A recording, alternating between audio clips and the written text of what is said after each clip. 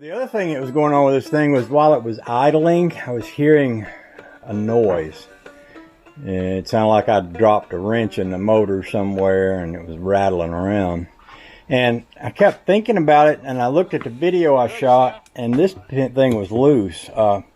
This thing fits so tight on here that I just spun it down on there, and I couldn't find a wing nut of the right size, so I just left it. And I realized when I was watching the video that this thing was bouncing around. So I'm thinking, oh, that could have been my noise right there. So I did one side with the double gasket. I didn't do the other side because I don't think I saw it leaking yesterday.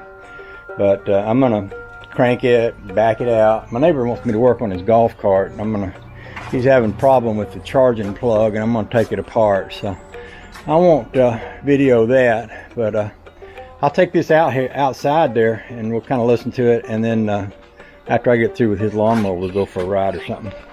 So I'll just set y'all. Oh, I don't know. Where do I want to set y'all? Out here, maybe. And just ease it out. I did a lot of stuff in here yesterday as far as putting the floorboard in place, putting floor mats in, bolting the seats down, and it's coming along pretty good here. This is going to be at a point where I can take it down and get a sticker for it before too long. See how she cranks down today.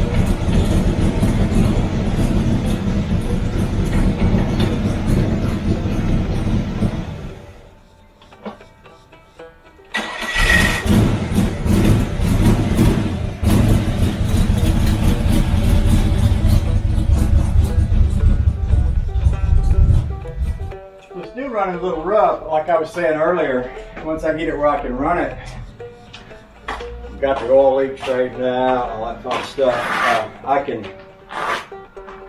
what I'll do is reset the valves with it running, because now that I've changed the timing, that could change the valve setting, and that could help to smooth out that rough running noise that I'm hearing in there. So let's get that golf cart in here and we'll mess with it a little bit. Well, that golf cart turned out to be an easy fix. Had a loose wire on it, so snugged it back down. It's working great. Bringing hot rod back in here, we're going to mess with it a little bit. See if we can get that idle straightened out.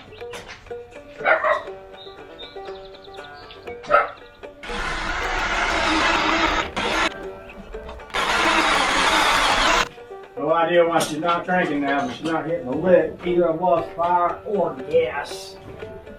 I don't know how many gallons of gas I put in this. And I did put gas in it. But those are things that are pretty easy to check, I do believe. Gas bulb is completely empty.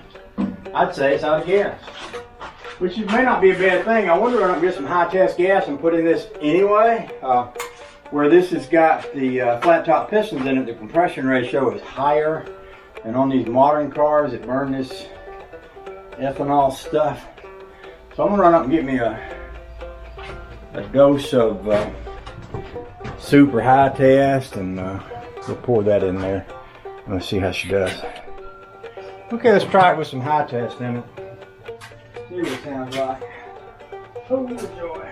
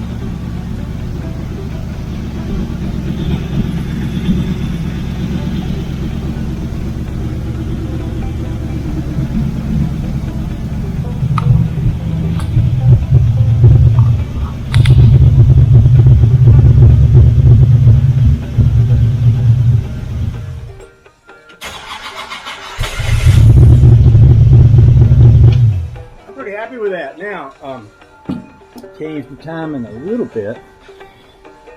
I'm running high test gas in it. It's not leaking oil.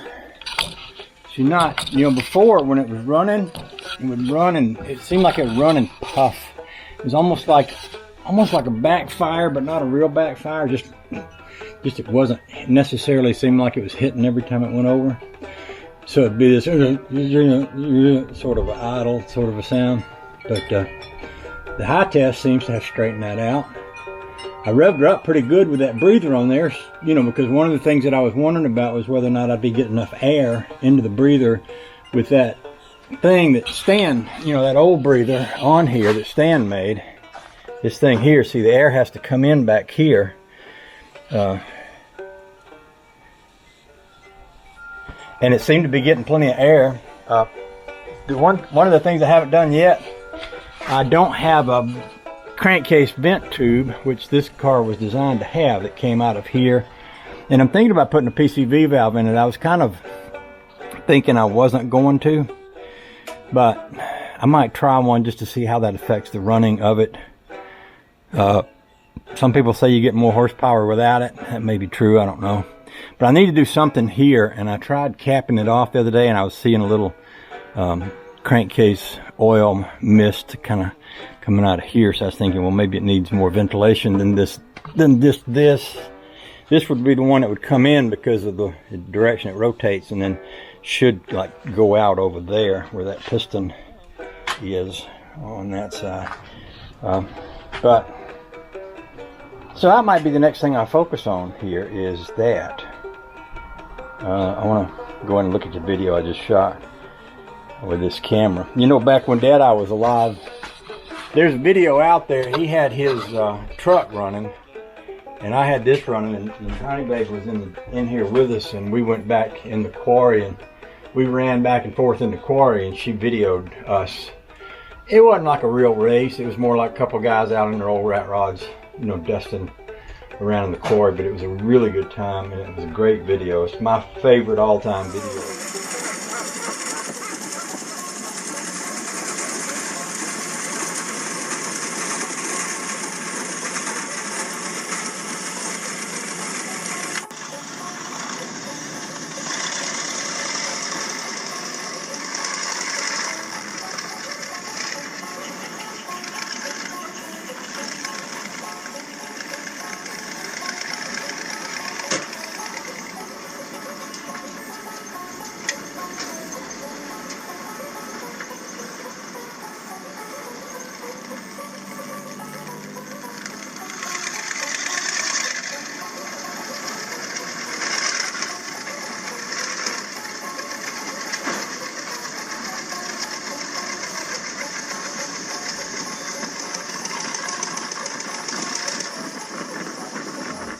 I don't have anybody now to do that with. In other words, I don't have anybody to hold. Well, I could get Honey Baby in the car, but it's a lot more fun. Like if you got another guy with another old car, and you can get out there and run side by side and pretend you're racing and carry on and stuff. It's a lot of fun. I miss that. Miss Dad-I. But you know, you have to do what you have to do with what you got. And right now, there's still other people out in the world. I just met another couple this weekend over at that cruise in. Bonnie and Al, they seem like awesome folks, and they love to get out and run around in their cars, go to you know, cruise ins and rod runs and all that. And they got a beautiful 39 Ford, and they're building a 32 coupe. So, and there's Scott, you know, and other guys. So we'll be okay. All right, I'm gonna go and look at this video and then think about what comes next. Okay? Thanks for hanging with me, y'all. Love every one of you, whether you like it or not.